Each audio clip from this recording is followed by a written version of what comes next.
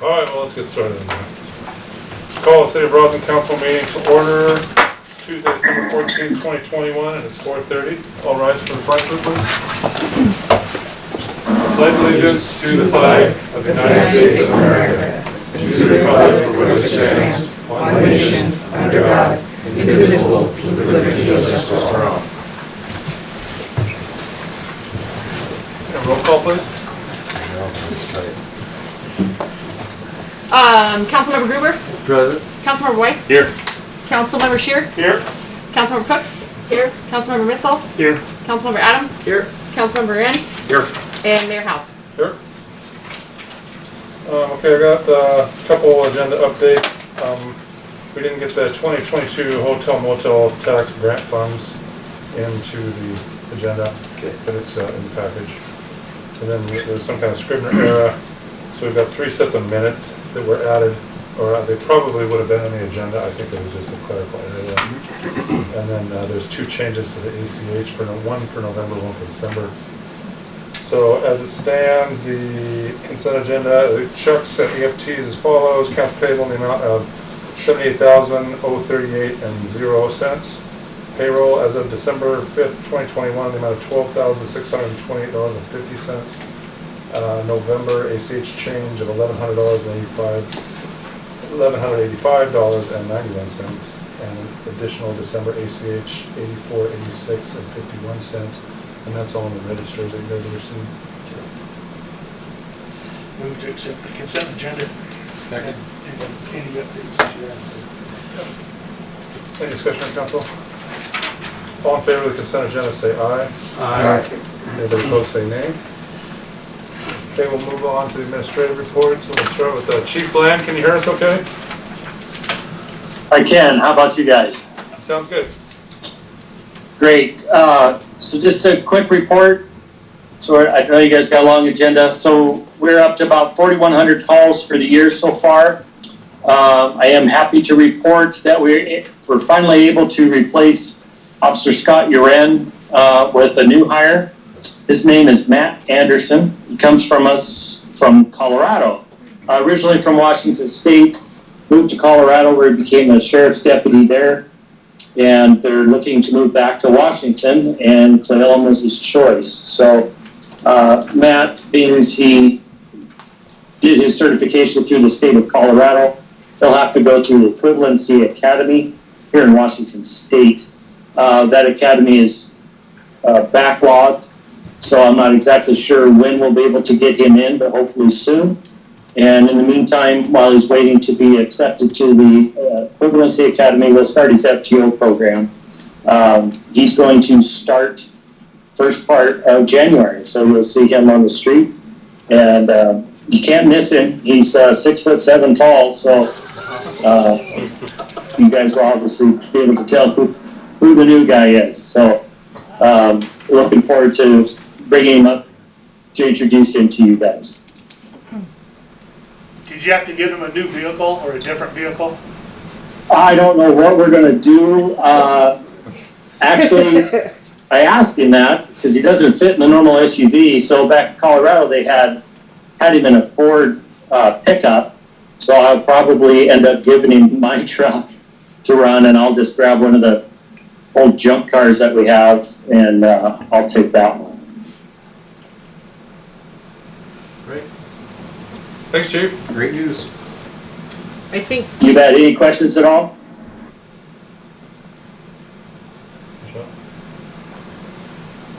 Nope, that's great, Chief. Thank you.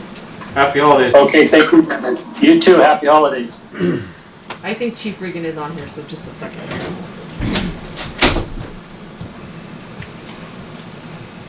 Hello? Yeah, go ahead, Chief. You're up. Hi, so we're still waiting on our engines. I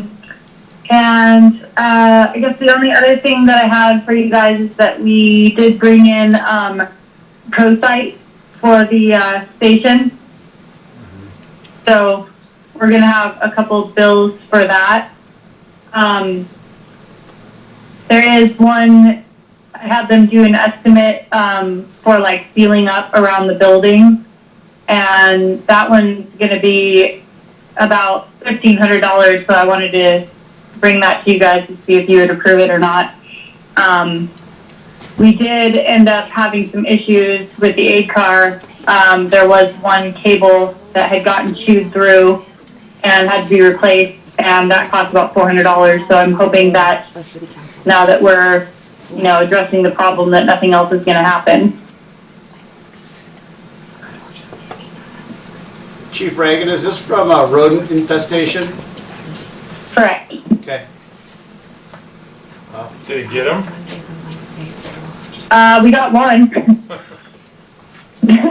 So we're working on it. I mean, but there's like some really big gaps around the building that they can get in. So trying to, if we can work on sealing it up or something. But yeah, we had to get something done so they don't destroy everything. Anything else, Chief? We did our vote the other night, and I was, pending your approval, voted in for chief for the next 2 years. So Great. Congratulations. Yep. thank you. I think that's it. All right, thanks, Chief Regan. Thank you. Happy holidays. You too. That's it for me to say. So next up, the commissions and committees, I guess we can start with CIC meeting. Yeah, CAC did meet. Just a short report. Kim Larned received 20 pounds of native seed from DNR, which she will distribute to people to go out and start spreading. And also she has a call into the weed board to find out about what we can do about the weed situation in the spring. The city reported that Wilderness Ridge was contracted to remove upwards more than 80 standing dead pine that were missed in the original logging, so that's occurred. And the major concern is CAC would like to hear what plans the city has for cleanup and restoration of the landing, especially in the Crystal Creek area. I don't know if you've been up there to look at it, but it's pretty torn up. So that's what the CAC was talking about.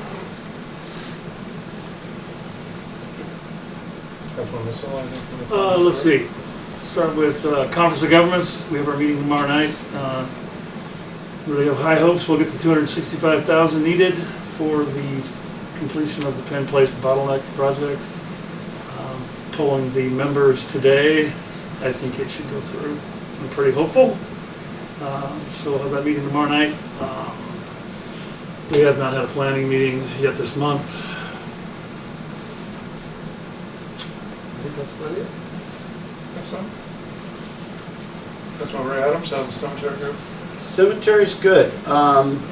Eagle Scout Trigby Starkovich started his fence replacement project this weekend, and the snow actually benefited us. They had a little walk behind Postal Digger, and I met him up there Saturday morning, the day they started, and they had a nice little crew of some volunteers from the Boy Scouts and himself and his dad, and the snow sort of benefited everything. It was able to walk a little tractor with no soil disruption or anything. It turned out perfect. They like working in the snow. It was clean, and they've got about 3/4 of the posts set already, and great start. And another great project done by another citizen. So and an improvement to the cemetery. So super happy. Thanks, Joe. Bubba, go ahead. Obviously, last council meeting I was late because we had a water leak on the 500 block of West Nevada. It was our first leak we got it fixed together as a crew, so it really went really well. We started working on about 9 o'clock in the morning. We had water back on about 4:30. Basically, one of the blow-offs, which is on a dead end part of the line, it looked like it had been hit before, so the leak, I have a piece of pipe, I brought it in if you guys want to see, but it looked like it had been leaking probably for almost years, the way the C900 was actually worn down. So we just replaced it with a cap and put a whole ecology block for a thrust block so we can go back in there in the spring and install another blow-off. But overall, the weather wasn't too bad, but it still was kind of snowy, rainy, cold, but still better than doing that kind of stuff in 2 feet of snow. obviously you guys probably all saw November 9th on Thursday. That was our first, you know, where we took the graders out and did plowed the whole town, more than 6 inches. We only had Big Jim for 2 hours in the morning because he was taking his water treatment plant operator class. So Kyle and I actually spent about 9 hours in the plows, which went really well. We had to, you know, it was our first time, so we had a few kinks and we had a couple things to clean up the next day. But other than that, pretty much every morning we're here at 5, obviously, and Jim heads out in the plow truck about 5:10, 5:15 to take care of the hills. If he is doing something else, I'll take, you know, that roll on. Kyle, he heads out in the loader, cleans up downtown, pushes piles back, touches up alleys. So far it's working out good. You know, we're kind of making our routine. Other than that, I got some good news today. City of Roslyn has their own water treatment plant operator. Jim passed his test this morning, so Yeah. he was super happy. I'll have my class next month, I think the second week of January, so we'll go from there, and then we'll basically, once we get those two, we'll sign up Jim for the cross connection specialist, and then we're pretty much going to be by ourselves. So, Awesome. Does that mean we'll terminate the contract with Valley once they're both certified then? Oh, that's fine. Great. Good job. Make sure we tell Jim if you see him. yeah, he was super happy. No, you should be. That's great. I was. It's a good deal for the city of Roslyn. Is that it, Bubba? Yep. A couple other things. Obviously, the library is part of the project, so we got it covered up, but it looks like we're not going to have to move it, or us. So far so good. The contractors feel like we're going to stay. That's great. There could be some time where we got to have people out of here. And Brenda took a little spill, so that they're actually, since they're working in that area, it's probably even better, because she's going to take a week off or so, heal her leg. So, good job. Unlucky for her, but lucky in the time sense. Yep. And apparently I haven't announced, Virginia, I've hired as a treasurer. Virginia, sorry, deputy clerk. And Victoria is the treasurer. And then I don't know if everybody's met Kyle either. Kyle's one of our public works members, and then Jim is the other. I guess I never really introduced anybody. Welcome aboard. You? I'm writing and I was talking. gonna say, that wasn't very Thank you very much. I'm writing and talking. I know. Can you hear it? Brenda doesn't have to do minutes anymore. So that's all we've got for announcements and all that. So in person, obviously non-budget hearing items if anybody wants to speak. Yeah, go ahead, Scott, your name and your address, please, sir. Yep. I'm Daryl Chapota. My family's from Roslyn, but I currently reside on Beal Point. Not really a good public speaker, so I got some point notes here. And if you'd let me read them, I would. Within 3 minutes, please. All right, well, I'll get her done then. Some of you may not know me, but I am Daryl Chapota Jr. My family immigrated from Yugoslavia to Roslyn in the 1890s. They've lived here, worked in the coal mines, they continue to live here.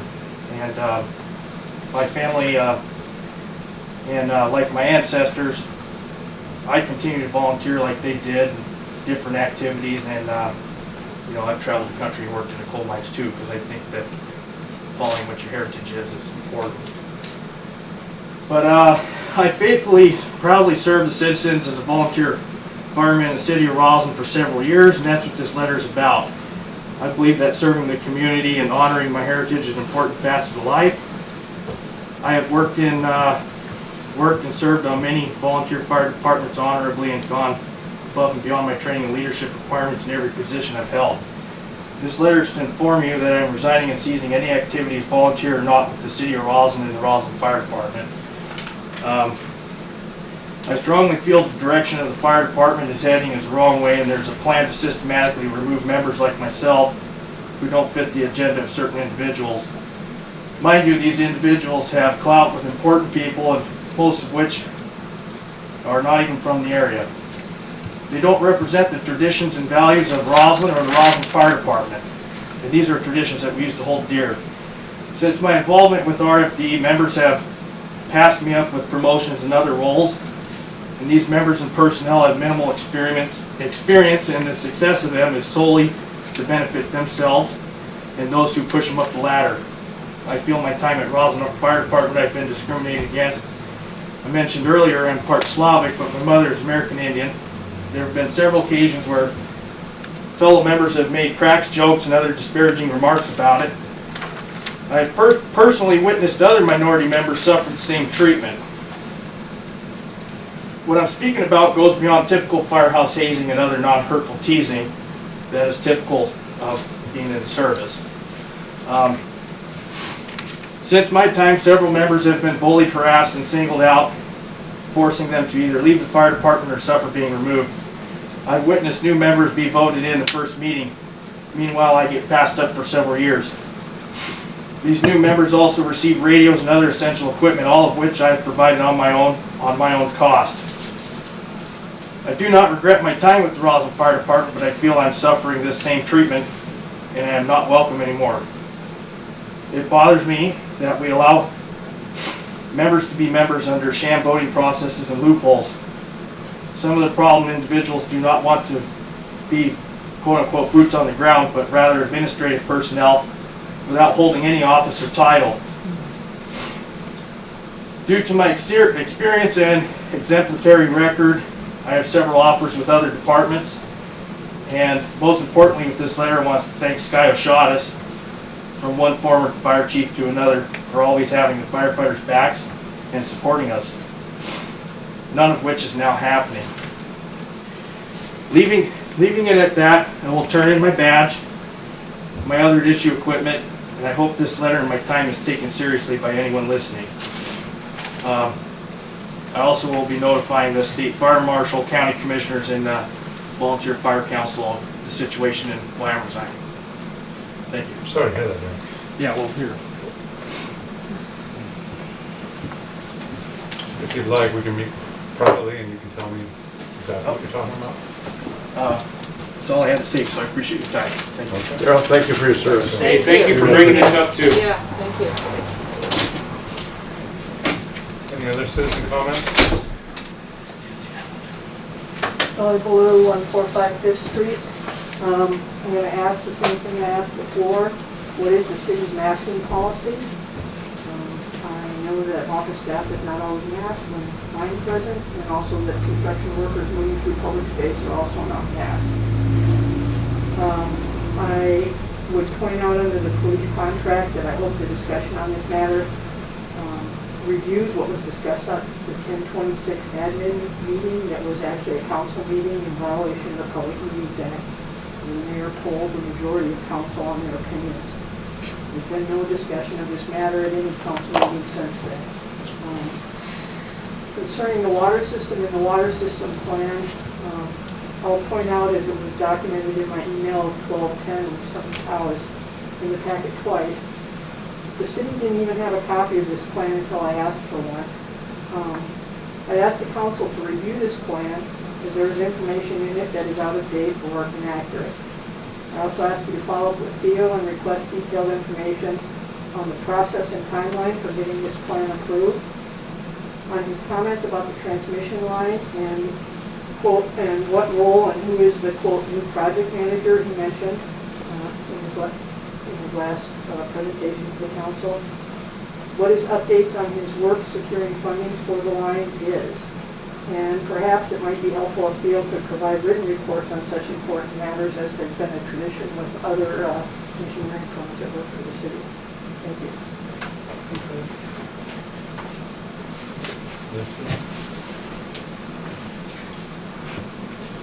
Thank you, members of council and Mr. Mayor. Doug Kilgore, 145 Fifth Street. I share Kelly Ballou's concern about the masking policy. This failure to observe these practices creates a danger to the public and other members of the staff who are forced to work under conditions that don't comply with state regulations. I also have a concern about the water system plan and the failure to have a plan, the impact of that on our funding for future projects, especially the water transmission line. I'm relying on the statements that Theo Leonard made verbally, although he has, as Ellie Ballou remarked, never, to my knowledge, provided a written report. But in his remarks, he did say that the city had lost 10 years of water system data, and that he had no ability to prepare a water system plan because he only had a PDF copy of the plan and didn't have a software version of it.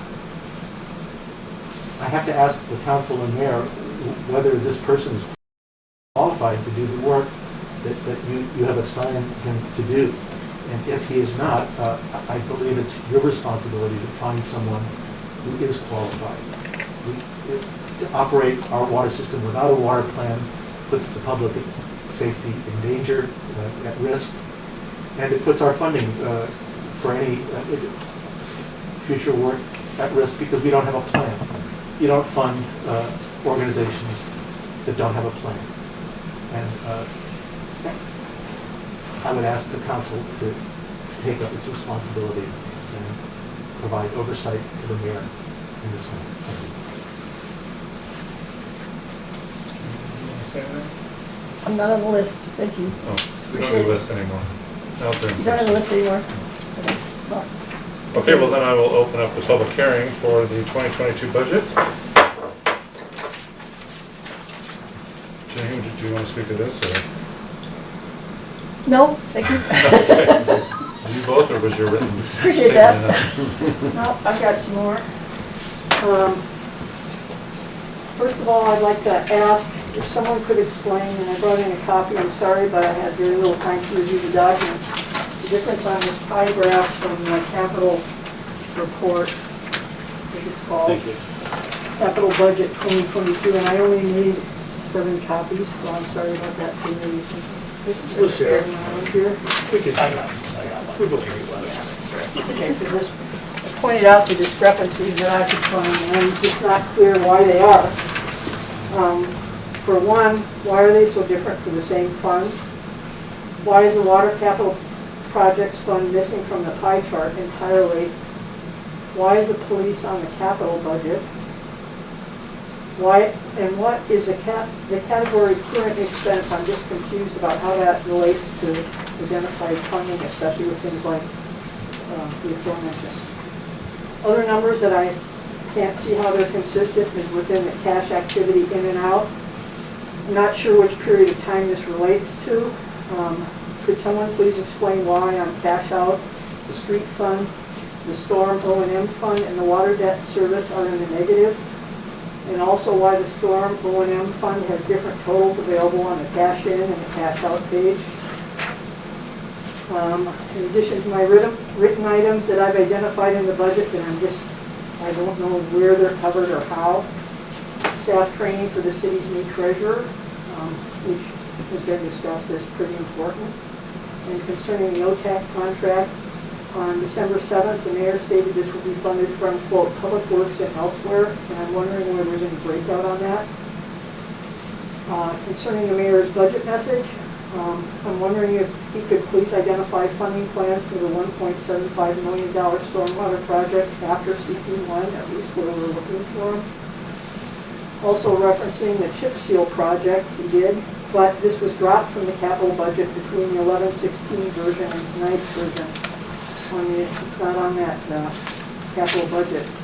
Also on 11-16, it was estimated at $17,000, not $25,000. Again, I wish it had been possible to have the budget in hand with time to ask specific questions and to make specific suggestions that should be considered as this budget was developed. I ask again for enough time to review the full package of documents before this budget is adopted, and I've made out my written comments, and it would be possible to continue this hearing. Thank you.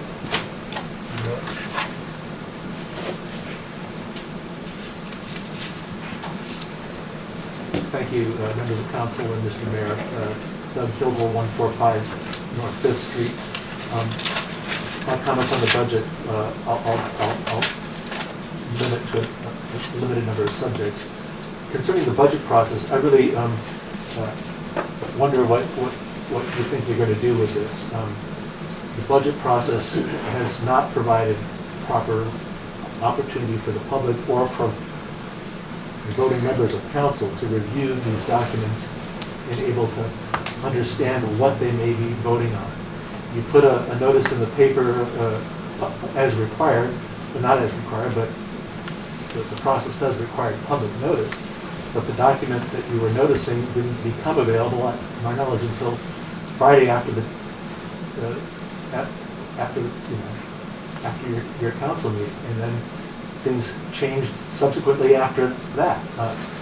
The process is supposed to have the mayor present his budget or her budget proposal, and then changes occur later, but the base document remains available for inspection and is made available sometime in October rather than sometime in December.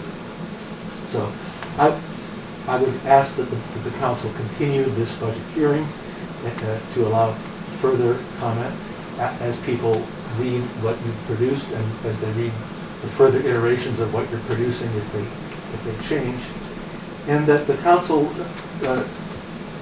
radically pare down the elements of the budget, and if you pass anything, pass simply a bare bones budget to keep simple operations going with no new adventures, and then sit down and prepare a proper budget with actual information and consistency between the elements.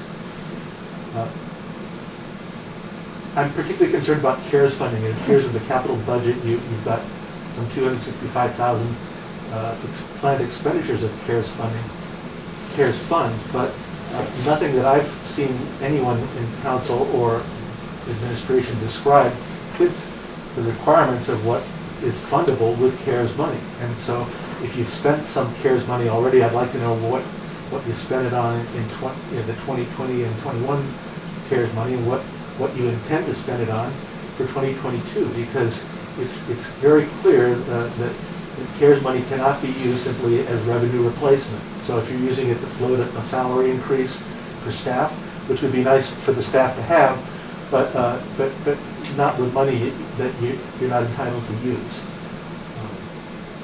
So if anybody knows the answers to these questions, I'd like to hear it. And if you don't know it, I think you should accept your ignorance and find some way to put applause on this process. Any other public comment? I close the public hearing. On a new business, we got the OTEC contract for the funding for the passing of the changes of the laws. Can I get a motion to pass this contract? I'll make a motion to pass the OTEC contract. I'll second it. Discussion of council? Any new updates with where we left off? I know we didn't proceed last time, but like, are there, have they had a start date? I know we said before the new year. Is there a... I think this contract is... When we initiate this contract, is there like a start date though? That's been... And we'll get that as soon as I send this to them, yes. Okay. So I mean, they turned that contract around in a day, so I expect to get something from them fairly quickly. We should at least have a start date before the end of the year for sure. Okay. Just out of curiosity. Yeah, I was just wondering if anything was new from last week. But... No. Okay. Thank you. Were there any changes from what we saw? No, in fact, that proposal that you saw is just attached to that contract as Exhibit A, and then the only difference is we did get an actual fee schedule for what they're going to bill us at per hour to eat up that amount, basically. So there's an actual fee schedule attached as Exhibit B. So other than that, no changes, no. It's still the guaranteed max and the same exact. That's still a not to exceed. Yep, yep. Any other discussion, council? All in favor of passing the OTEC contract, say aye. Aye. Anyone opposed, say nay, please. Next up, we got the 2022 payment agreement with Kittitas County Emergency Medical Services. Something we do every year. Can I get a motion to pass this? I make a motion to pass the Kittitas County Emergency Assistance Program. Second. Any discussion here? All abstain. You want to speak to it or anything? That this is a contract that we provide education for EMTs in the fire department. Essentially is what it is. So it's ongoing education. Cool. Good. Quite affordable funding. Yeah. Any other discussion here, council? All in favor of passing the 2022 payment agreement with Kittitas County Emergency Medical Services, say aye. Aye. Anybody opposed, say nay. And Councilmember Scheer abstained. Next, we'll move on to unfinished business. Michelle, do we have to vote on this? Ordinance 1185 is the firewood, and we did everything right except we didn't assign a civil infraction amount. So. And we don't have an infraction amount So assessed already in our fee schedule, so.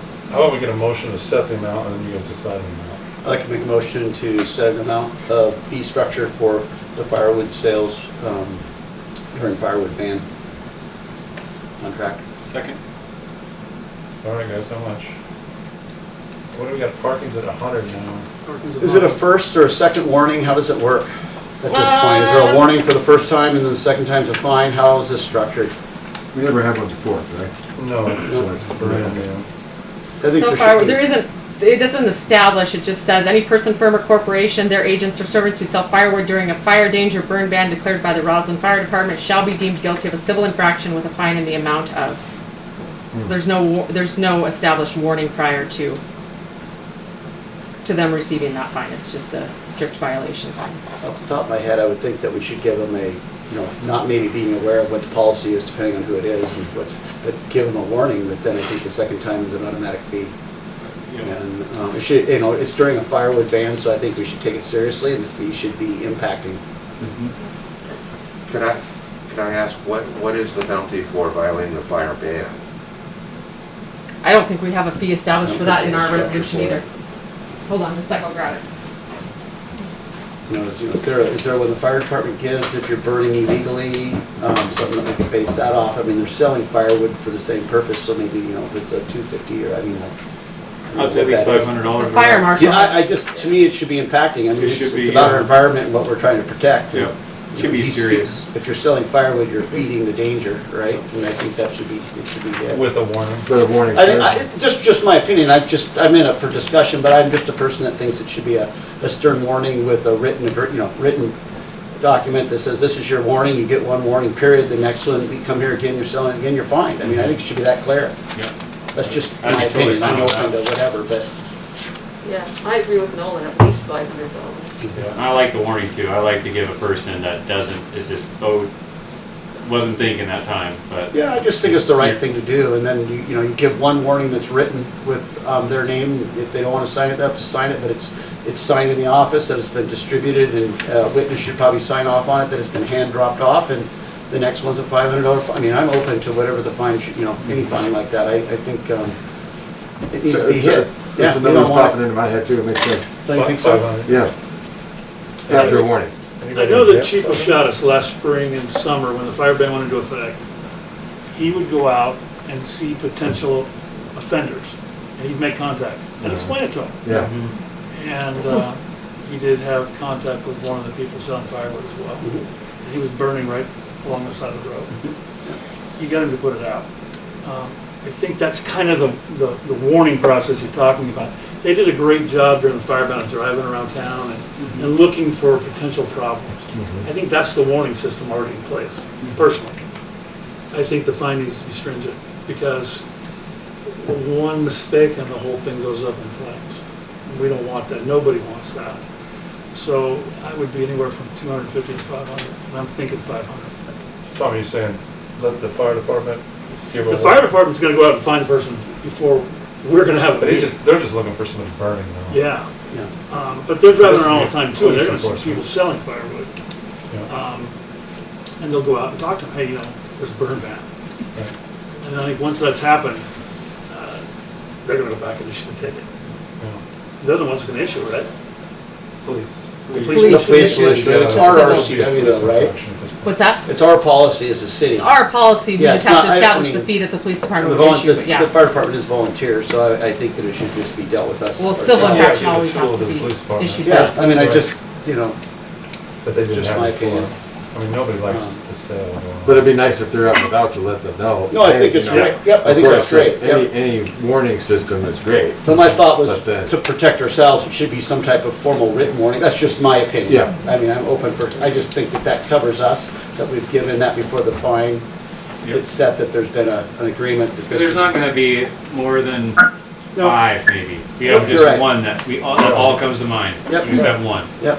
And it'll probably So stop hopefully we'll after have- that. Yeah, right? hopefully it just stops after that, but if it Yep. doesn't, I think just issuing that ticket and having that, some documentation stored of this person has one strike against them, next strike, it's not fine. happening. Yeah, just trying to create a record of it is what I'm trying to say. I don't think there's much bookkeeping to it, just, I think it'd be very minimal.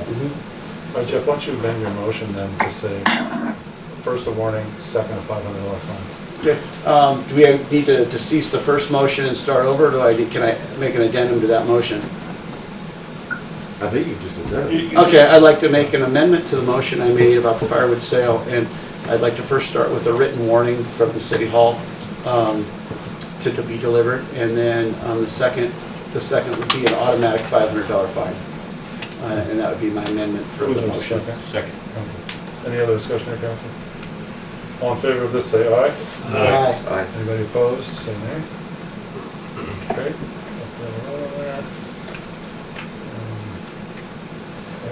Before the new year, got it done, firewood. Oh, yeah, I'm sorry. We started that in July.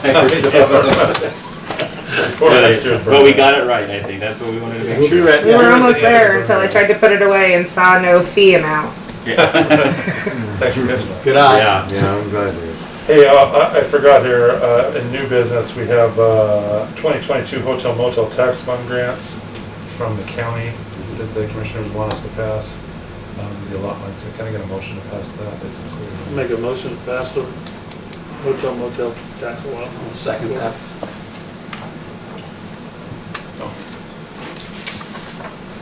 The Office of the Lodging Tax people. Our portion is very small, it's it's less than $600, it's like $595 and change.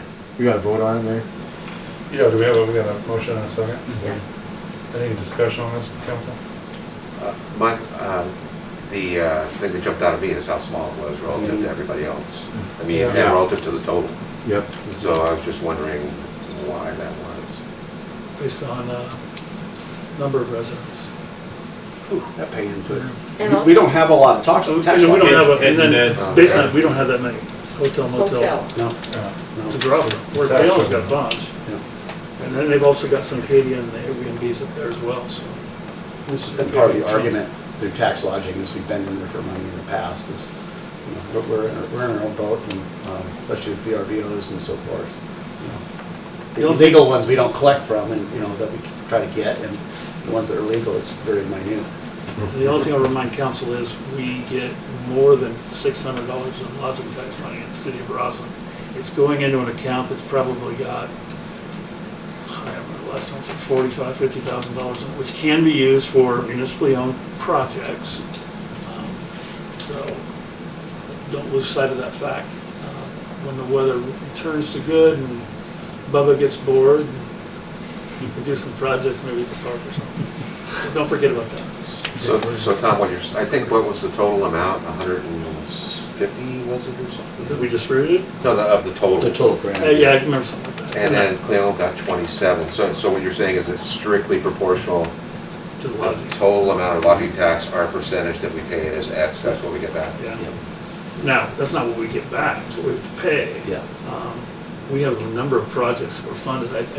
The Roslyn Downtown Association, I don't remember the number off the top of my I head. think at like 18,000. Yeah, it's under 20. The Heritage Club, you The funded. Heritage Yeah. Club got a bunch of money for a project too. Got a good year. So, I mean, it's a really good investment for Oh, Roslyn okay. to bring people to So town. I'm sorry, I showed you how uninformed I am. So that's the amount we're paying into the fund? Yes. We're paying, yeah, $595 and change, I think is what that was. Gotcha. Okay. It's beneficial for anybody that applies for activities. We're usually pretty good about funding. I mean, I think my first year we brought back, when I did it with Janine and Andy, this 46% we actually brought to the city of Roslyn, which was quite a fight, but we were able to do it with Cleoland and Roslyn, which is quite a big deal considering what we had put into the fund. So it's quite beneficial even for the mining. Thank you for your tax lodging. Thank you for your work. And Rhonda. And Rhonda. Rhonda worked hard as well through. Any other discussion here, council? All in favor of passing the funding of the 2022 hotel motel tax grant funds? Say aye. Aye. Anybody opposed, say nay. Okay, and now we've got the police contract. Can I get a motion to pass the 2022 police contract? Make a motion to accept the police contract as stated. Second. Now, as was mentioned, the funding is in the budget already. So it's the same contract. I don't know if people know, but South Cleoland opted out and did hire their sheriff's department. We looked into the cost of it and we discussed that, as was mentioned. And staying local was mentioned, and that time response was mentioned. One thing I was curious about this contract, I don't remember the last contract from last year, or the year before, but was it a 20% increase? No, it was is that this year's new contract? Because of the added police person and the vehicles they want. Which, if you look at what our budget is now, it's going to add another $50,000. Well, no, it's in there already. No, for next year on the 20% increase. Though. I'm looking at next year. I'm looking at next year's revenues and so the way expenditures these go, in. if we decide we want to opt it out, because 20% seems exorbitant for 2 years. You know, that put us up about $325,000 to where we're at 270 now, which when we're looking at tight budgets, you know, these are things that we need to think about as we move into our revenues this year and how we cover that extra. I mean, that's a massive increase, and does the service benefit the increase? Well, there's probably going to be another increase minus South Cleoland is rebranding everything because they got to take the South Cleoland name on it. Well, so South Cleoland has to pay for the changes in that. They have to pay. Oh, yeah. So the new badges, I think. Well, they haven't ordered them because they're waiting to see what you guys do. But that was written into the 2018, which we've been operating under every year since then. Is it a 3 or 4 year contract? Well, they're usually just year to year. That's what I thought. Only when there's a change does a new one come up. Okay. So it's written to say it doesn't change until the parties decide. Yeah, that was the only thing that really caught me was the big increase. I like the fact that percentage of tickets go to equipment. I think that's a great way to fund equipment. You know, for more advancement in our local police department. But that was the only thing that I was a little bit startled was the 20%. And obviously, knowing what budget is, it should concern all of us and where that extra money comes next year and how we look about it. My concern is what we're spending more on and getting. And sorry, that Chief's probably on, but we're getting 3 new vehicles when I brought up earlier to one of the council members, Cleoland, that he said that, well, right now we have used vehicles, and I thought about it, and I was like, well, used vehicles are good because really we don't need high-speed chases on the freeway. We're not using a lot of miles. We're just doing Cleoland, Roslyn, and not South Cleoland anymore. And so it's like, why do we have to get these 3 brand new vehicles? Why can't we space these out and help the cities a little, especially like ours? I know we said that in the beginning, but also... I'd love to comment on that. Okay, 1 second. And then also, if we are increasing, what are we going to be getting for our buck? And that's going to be kind of playing into parking. I'd like to then issue stickers to every resident in Roslyn, and we start enforcing our parking codes, and we start figuring out how to make money for this new expense that we have to pay towards the police department, because we have to figure out how to make some more money. Money's going, it's going up. 47 or Forterra's going in. More impact fees. That's for the city that we have to deal with, not them. And so it's fire, police, streets, utilities, and so this is going to kind of snowball in the next 5 years into something that we don't position ourselves correctly to offset these costs that we're going to be occurring here. Sorry, Chief. Chief, go ahead. Yeah, so in reference to the new cars, I'd just like to comment on that. It's actually cheaper to get the new cars than the old ones. I've done extensive work on this. The Cleoland Police Department has always bought used cars, and when you look at how many years we actually get out of them and what that costs us per year, it's cheaper to buy a new car.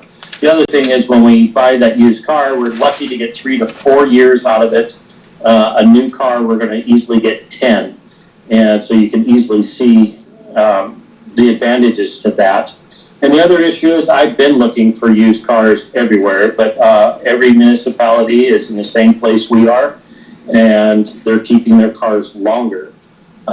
So the city of Bothell was a good source for us when we were buying their used police cars. But of course, when you buy a used car and it already has 100,000 miles on it, you pay for that, the equipment, and you're doing immediate maintenance right off the get-go with those cars. and Bothell is not selling their used cars because they have now increased their number of officers. They hired 10 or 15 officers last year alone, and so we're not seeing those cars. All of our cars were over 100,000 miles, and breaking down and not having a reliable car is detrimental to the police department, obviously. So looking at the future, looking at what we need to do to get caught up, I asked for 6 cars because that's what we need. And I obviously don't want to do 6 cars in 1 year because 10 years from now, you're gonna need 6 again. So the goal was here is to start with the 3 that we could afford this year and hopefully continue with at least buying 1 brand new car a year. Like I said, we can get 10 cars out of them. If we have 10 officers, that's a perfect rotation. And so there was a lot of thought and process into that. Thanks, Chief. Okay. Other comments? Thank you. You know, it just seems to me that we need to take a more holistic view of this whole thing, right? We need to take a look at the agreement we've got. I mean, that could be just me because I haven't seen it. You know, costs are going up everywhere, so I'm not saying that it's not valid, but relative to our revenues, you know, we have to take, you know, we just have to look at it from a different viewpoint. Because if that's what the true costs are, whether we fund the police or not, then we have to figure out a way to get revenue to make it. And I'm still, in my mind, think it's a better deal to team up with Cleoland, but I think that should be tested. And, you know, whether we form a subcommittee to look at all that stuff and get information, or whether people know the answers immediately, but I just think it's something that, and I don't think it's going to be unique to this issue. As Nolan said, I mean, I think it's going to be the same with, you know, utilities, it's going to be the same with fire, you know, it's going to be the same cross border, costs are going up everywhere. And, you know, if we don't get on top of it, we're going to find ourselves like a year from now, you know, just taking more and more out of reserves.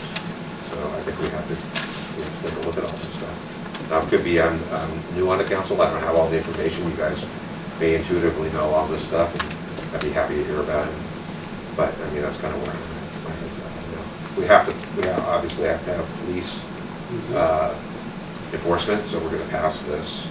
And I think when we discussed it a few months ago, we said that we'd look at it in the future to see where we're going.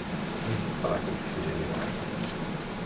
I think you have a good point. We can sort of watch how South Camino moves forward and how that works out. Right. And as we get closer down the road, you know, 6 months down the road, it's probably a good way to sort of weigh on to that and how that's working out, and if any issues came up.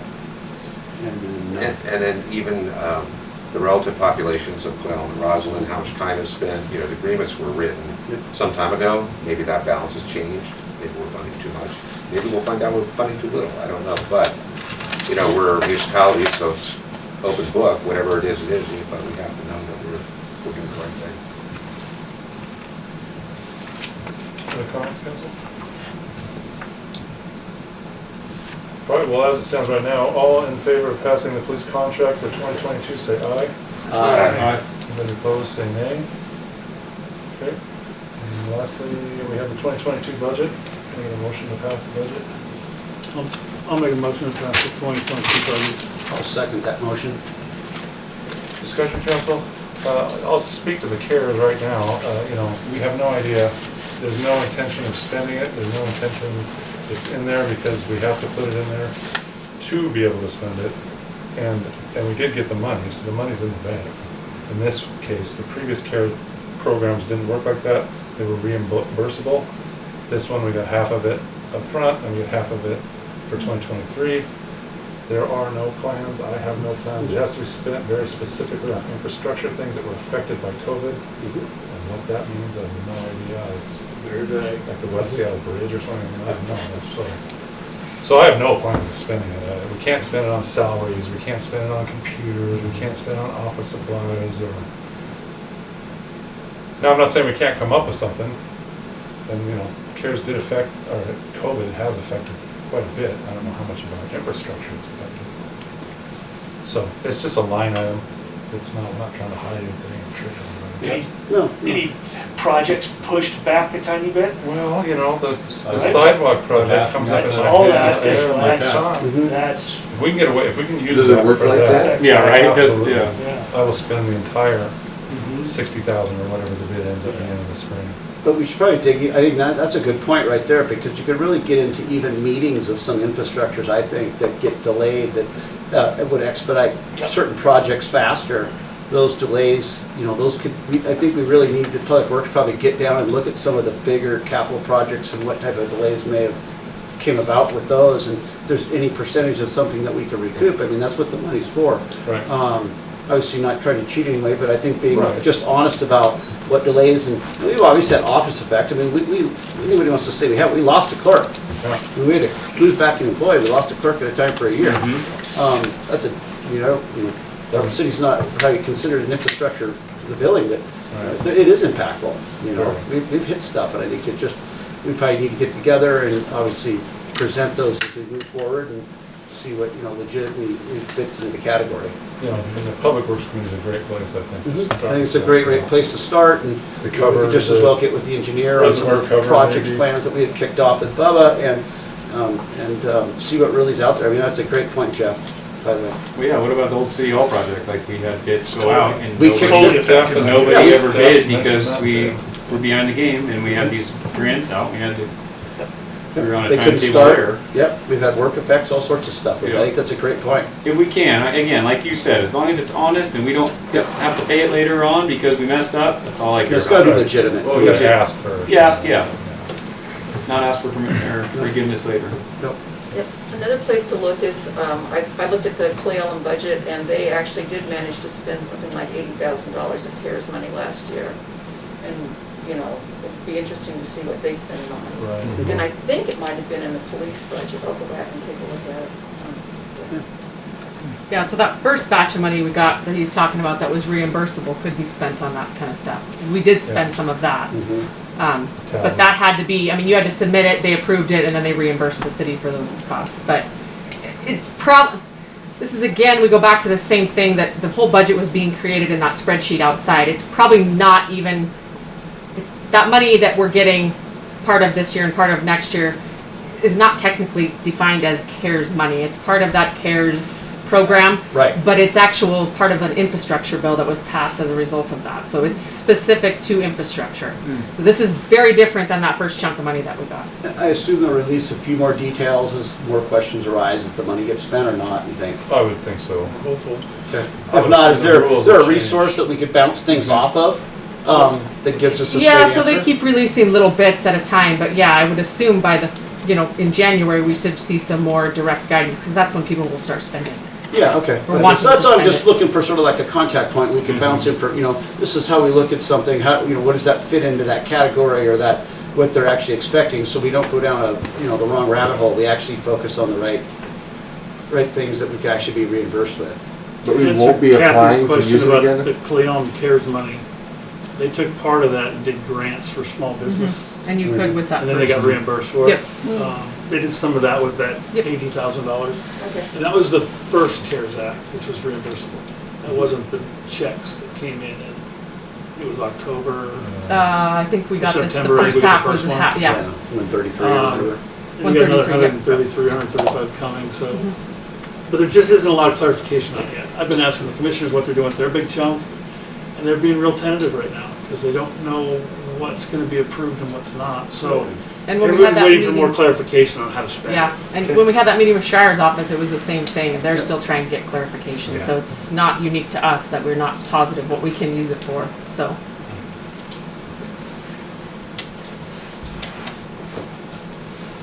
Any other questions on this budget that we've been talking about for 6 weeks? No, one thing I'd like to talk about the budget though, if we pass this budget tonight, is when we get through the first quarter, I mean, I think it's really important that we look at the actuals coming in, actuals going out, and we have another, whether it's a special meeting with everybody, but I think we need to actually, and if we need to do an amendment at that time, you know, the audit's gonna be coming through, which is gonna be another reset or a recheck, and it won't, I don't think it'll be done by the first quarter, but I'd like to, I mean, cautiously, if this budget passes, I need to be reassured that when that first quarter ends, that we're gonna take a look at the actuals and really dig in to see if there's any, missteps that we've seen in this budget that we can correct before we get too far down this year. And then same with the audit, as the audit comes through, as a group together in a team, we look at if there's mistakes, what those mistakes are, and how we get ahead the right way, and what we need to do. And I guess all I'm asking is that we really focus on, I want to see this budget pass, but I want to make sure we reassure ourselves that we correct anything that comes up through the first quarter, and then as the audit comes through, not that we wouldn't anyways, but really prioritize that. And that was just one thing I want to be reassured if we pass this budget, that we will do that as a group. I would ask that we can get admin and public works to meet monthly, one each, like had been the common practice. Yeah, And then I think just at that point, then, the admin conceivably at the end of the quarter would have looked at it for 3 months. Yeah, I mean, just like we started, I think it was 6 months when I started joining the group, we started getting some actuals and looking at our budget, and we were able to keep track of, every couple months how things were going, and we were doing really well on how our budget and spending and percentages were getting spent through the year. But I just want to make sure that, I'm not trying to say she's not a treasurer. I think she's done a fantastic job. She's been put between a rock and a hard space. Michelle in the office here, losing our treasurer right in the middle of this thing. You can't keep burdening her when she's not the actual treasurer. She's done a great job trying to pick up the pieces to get us here. And the only way I feel comfortable is if we go back after the first quarter and really dig into those numbers and make sure we're following the track that we expected. Yeah, And if there's not, we do a recourse. Yeah, we work with our new treasurer, and we get happy with the process that we go down. Yeah, I mean, it's nobody's fault here that we're in the situation we're in. Yeah. It's not your fault, okay? We lost a treasurer right in the middle of where we needed a treasurer. And an experienced clerk. And an experienced clerk. I mean, it's been a very frustrating year and a half with COVID and the impacts that we've had. And I think our office staff has bent over backwards trying to provide information that they're not familiar with digging in for us. And I really feel that they've done a great job trying to do that and provide us with every bit of information. And yes, there might have been some time delays, but what else do you do? I mean, we've dug as deep as we can to find somebody to help out with it, and I think our staff's done a great job of doing it. And so all I ask is that if we pass this budget, that we really dig in after that first quarter, and same with the audit, and we attack those issues right off the bat and make adjustments on the fly. Yeah, and I would add that at the end of the first quarter, that we have a meeting with the full council. Yep, absolutely. If there needs to be a budget amendment, we make that budget amendment at that time, and if we see we need to cut somewhere, we make that tough cut. I think we just have to be prepared for what might, that we have to be in that situation, so we have a nice clean budget as we move forward, and something that we're really confident in as we move. And this is actually way different than what we were looking at a month ago, And I'd like to actually thank citizens like Doug and Ellie who brought a lot of these issues forward.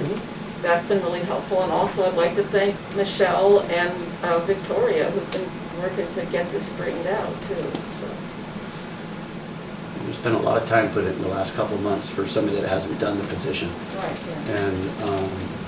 And put a lot of information out there with a lot of other things going on. And not that that's an excuse to pass the budget. We're spending a lot of money, but we have a lot of projects. And I've had this talk with numerous people. The infrastructure projects that we're putting money at, especially like the transmission line, $200,000 in engineering, that needs to be spent up front. That's an investment, and I've sent Schreiers another email just a couple weeks ago about the money and about the infrastructure plan that's been passed, and they know we're anxious for a water line. They know, I pointed out the lead, the issues that we've had, and being ready and shovel ready. These investments are down the road, huge investments. We know that we're back on some of our chlorinators. We know that the Scadia stuff's been out of date. These are things that have just been kicked down the road. It just feels like they're all hitting at once, but what do you do when it's going south? I just feel like this is sort of a time we have to invest some of the money that we have to get ahead down the road. Council? Is the attorney good with this? Are we in legal compliance? Absolutely. I'm sorry, that was the other question we had, was compliance. Okay. It is compliant. Okay. And I just want to make sure we pass a compliant budget, and not put you or anybody else in a situation, so that was something. And as was mentioned, I'm sure you guys noticed that we're starting an audit right now, so. Who's doing it? Who's the It's auditor? the same people. The as state. Boston. Yeah, but who's the? Oh, gosh, I don't know. Who's the- Leah's been getting. Oh, I It's forgot her name. She sent me an email. not, she works under Jose, Yeah. yes, yeah. Same one that did. They're starting this year? Or they're waiting to? Yeah, they just started. They already started. Well, it'll be They started. January, but Oh. Yeah, the intake meeting will start in the next couple of weeks, she sent me an email. with Christmas, yeah. Yep, With and so I'll be on the Christmas, email, and I'll take the intake meeting with them as well with Brent and Michelle. They needed one, so they put me on, so I've been in contact with them already. Okay. So we'll know. So that'll be in January, so probably. Pretty much, yeah. Pretty much, Where they you know, start get asking done. the real questions, Yeah, and get then done. in February they give us the results. and- Jeff, do you remember like how long the last, that was like 4 or 5 months, the last one? The last one was under me. Was it under you? Yeah, Was that the my one with the first snow clump year. that fell off the roof? No, Oh. Yeah, so they're I bought 'em typically car. here till February, March, and then Yeah, it takes 2-3 months. another Okay, few just months sure- before you get the. It'd be great if it was done by the first quarter, and then we had that Well, first, could be awesome. Results will be summer. It'll be summer when you get the results. They usually tell you how it went. Yeah. Yeah. No, it'd be great if there's some issue, if there is issues that is brought up and we were able to hear them first quarter, so we could sort of have a plan of how we want to look at it. Anything else, City Council? So if we push this off, is this data gonna change anything? This is what. The numbers? Yeah, No. this is what we got. This is the We budget. could keep I mean, I guess beating you this could- for weeks. It's not to say the mayor couldn't change it, but yeah, even if we spent 3 more weeks, the numbers themselves, how we present it, I guess you could change that, but not the number itself. And remember, you're always voting on the bottom line. Yeah.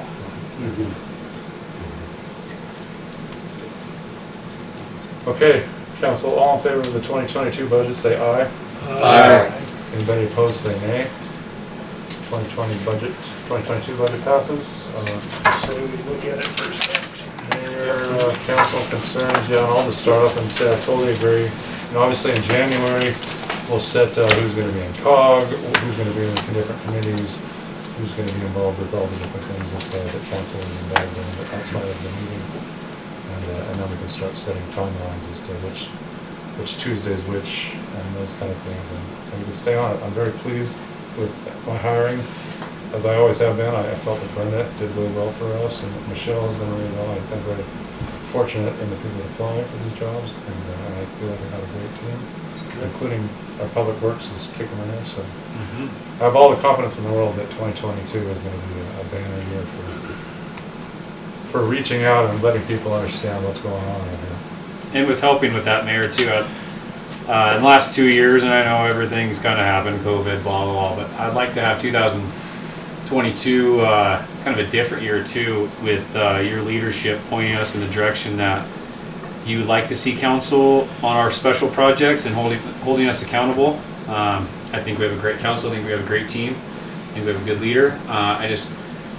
I think for 2022, just pushing our committees and the different things that we're doing as council members is holding us accountable, and timelines, and just holding us to those projects. Be more goal-oriented and hold us to the fire on it. And Yeah. some things that we need to be done, and you see, and telling groups, this is what we'd like to see, and hold us to the fire a little bit. I think that'd be great, and set goals for that for next year. One thing I want to bring up for the budget, and I believe I brought it up several times last year about the B&O that we had talked about passing back onto the residents at some point, and I was always told first of the year. So is that something that happens in January, or is that something that had to happen in the last month in the busy My season? recollection when we did the last time, yeah, there's 2 opportunities during the year. I'll have to look and see when it is. Not trying to throw another Yeah.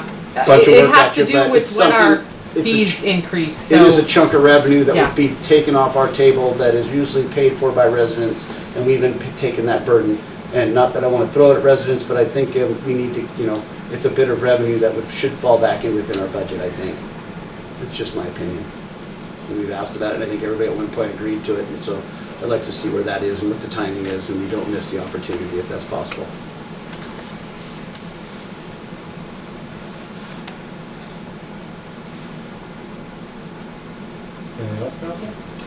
I guess the only thing I heard about the water system plan and about data being lost and that sort of thing, and I'm a little confused because I'm currently reading a water system plan. I'm about halfway done with it. Looks like based on my experience, competent document, and I'm just wondering what was lost. Or what Michelle, do you have any info? I don't comment, to be honest with you. Yeah, I don't know that I'm not aware that any data was lost. The issue that Theo had is the previous public works director kept everything in binders, so we had it only in hard copy. So what that means is it had to be manually transferred rather than pulled.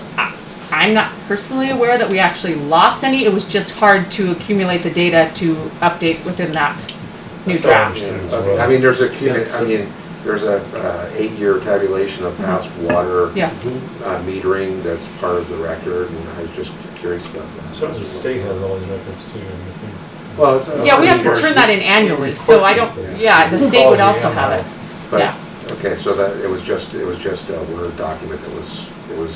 Well, that was when we pulled that, we could not find anything on Mike's computer that had it in like a Excel format where we could pull the data in easily. It all had to be manually taken from, the printed copy. So he had binders that he had to work from rather than just being able to take a draft and revise the draft, basically. So what I understood from Theo is it was completed, a draft was prepared, submitted to DOH. Yep. It's in their queue. Correct. It's going to take a while, but it's in your queue. Yes. Okay. Yep. Your understanding is correct. Year process, I think you said. What's that? A year review or so. Yeah. It sounded like. But it sounded like we were in the safe zone when he had applied. He had been in full contact with him for the past year and a half since we have been. When he came aboard and it was not done, knowing it had to be done, and he jumped on that right away. Yeah. And we've had a relationship with him since then. So it didn't seem like that was jeopardized. It seemed like it was really just getting it submitted, and then we've been doing it. We've been doing his due diligence. So. Yeah, he seems like he's fully capable of doing it.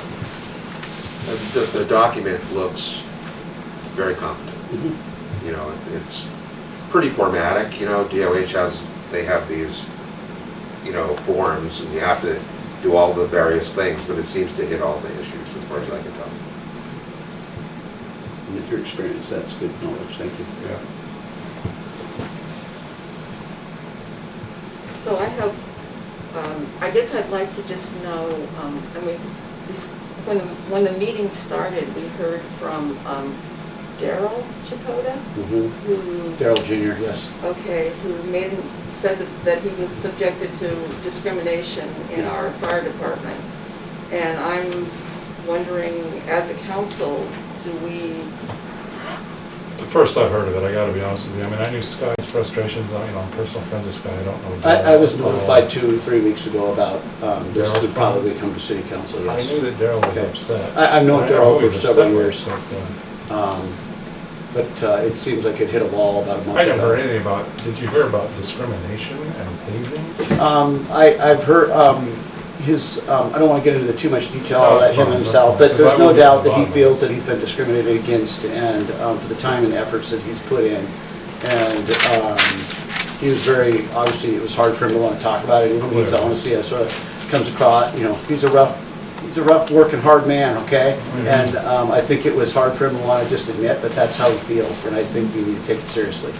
Okay, and it wasn't for me to bring to council. It was something that I recommended that he show up to council and give a presentation, and I didn't know he was coming tonight, but I think it needs to come from the source, and we need to take it seriously and follow up on it. I will. I was really surprised. Yeah, it was kind of shocking, really. Yeah. I was not expecting that. And Sky had talked to me about Sky problems.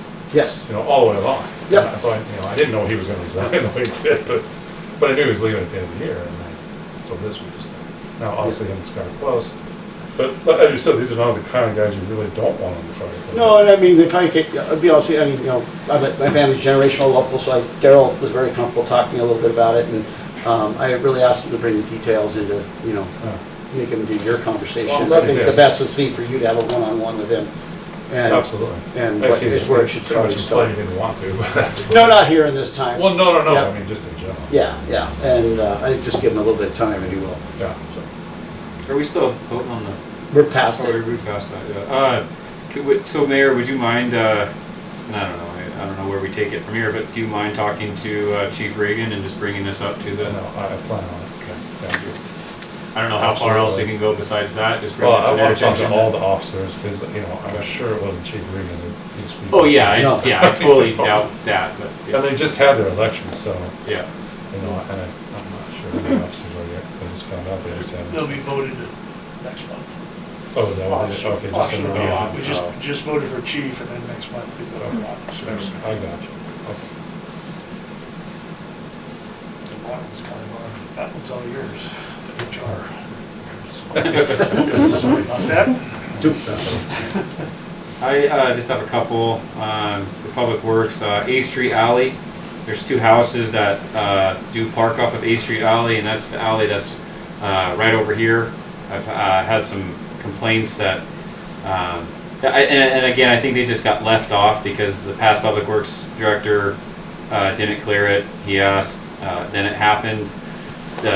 He started to clear it, Public Works Director left, and it's not being cleared, and so it's just one of those things that I don't think maybe it was on a map and it's considered an alley. We don't plow alleyways unless it's their only mean of entryway, and so there is two houses on that A Street alley, and you're not familiar with that one. It's kind of the weird one. It's where Sky's shop's right here, and then there's a weird little alley that goes right there. They're all plowed.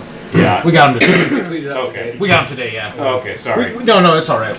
We took a drive around town just to check on some stuff. Like I said, since we were shorthanded with Awesome. gym and class, but yeah. Well, thanks for being proactive on that. Signs at the park. Again, I'm not trying to pick on Public Works. We just haven't had a meeting in a while. But we have the two signs that are right in front of the play structures. If we can move both those signs and space them possibly in the middle of the park and then towards maybe towards our main parking lot that we're gonna hopefully create in the spring. Just because I feel bad putting two paid parking signs there for people that are taking their kids to play in the park. That's just how my perception that I see, that the city's saying, hey, you gotta pay to play, even though it's voluntary, and I understand all that. Yeah. If we leave one there, that's fine, but I think we should move another one down. Well, my plan is once, January 1st goes around, I didn't want to spend extra money on signs out of the street department just for, we need it for plowing and stuff. Yeah. But I want to do, because actually you're supposed to parallel park there, not angle park like everybody does. So I have signs that say parallel parking, like with arrows that I'm going to order. Okay. Then we can separate those signs all the way down. Gotcha. And make that whole area that it's paid to park. Obviously if you want to. Yeah. It's not just picking, like you said on that end. But yeah. I originally just did that because everybody angle parks it anyways, and I can't really control if they angle park or parallel. It's not my job, but yeah. The sign. So we are going to switch it come spring. Cool. Yeah, they're just, and the mountain bikers send a park to the middle, typically, that come with their vans and unload. So I think, that's a crowd I think will be happy to donate once they sort of figure out what happens and how it gets put back in next spring. So, or we don't have a sign budget for next year, I'll take my stipend and donate it for a couple more of those signs if that's what we need to do. We did get a $96 deposit from them today, though, for Really? the parking. Great. Yeah. Nice. Yeah, that would cover the three signs that I need too. So Oh, we went from the can't put them archway on the down. triangle.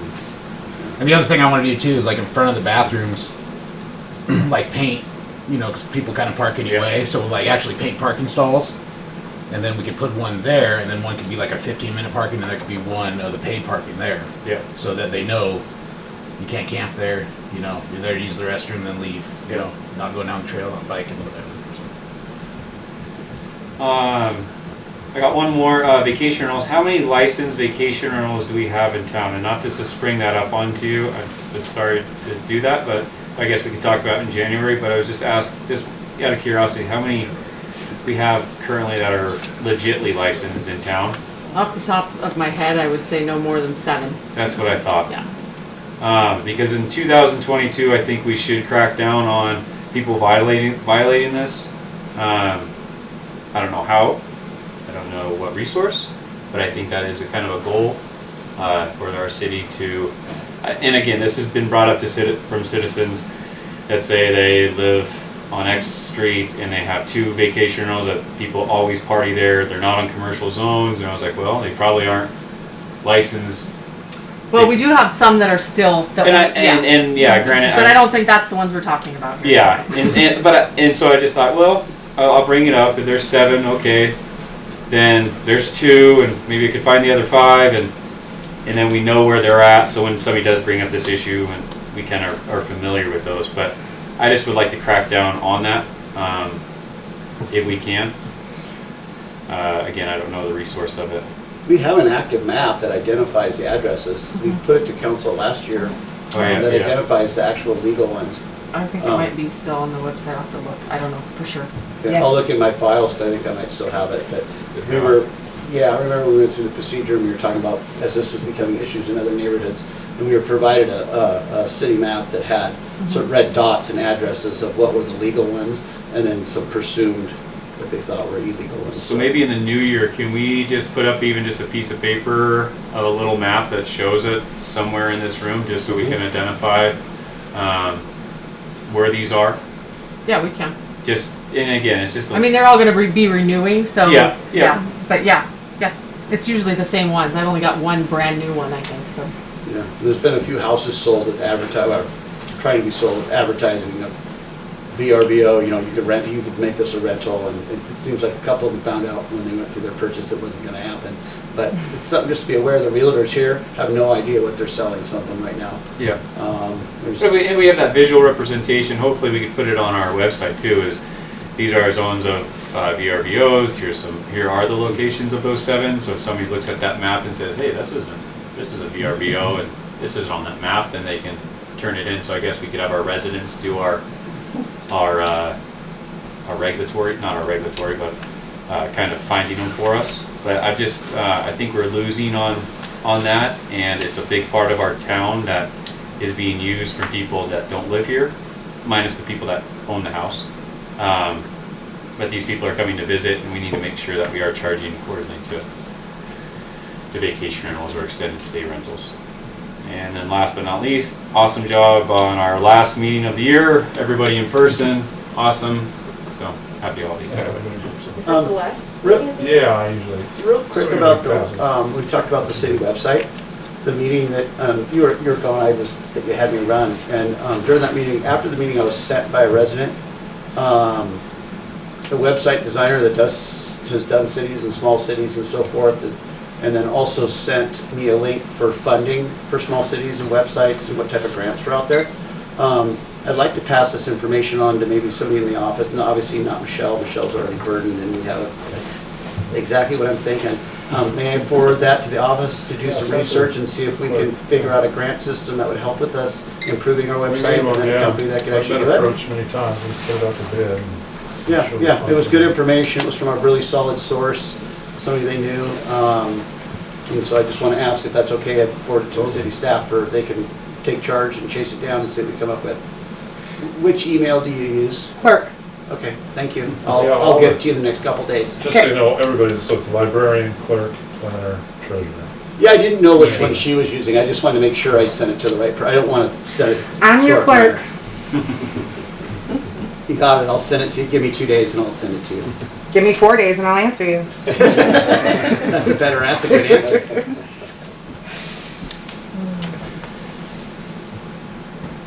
I'd like to thank Tom for your time on council, COG, planning department, lodging tax, and all the 10 other ones that I just mentioned. Thank you very much. Thank you. Couldn't agree more. Thank you for all your work.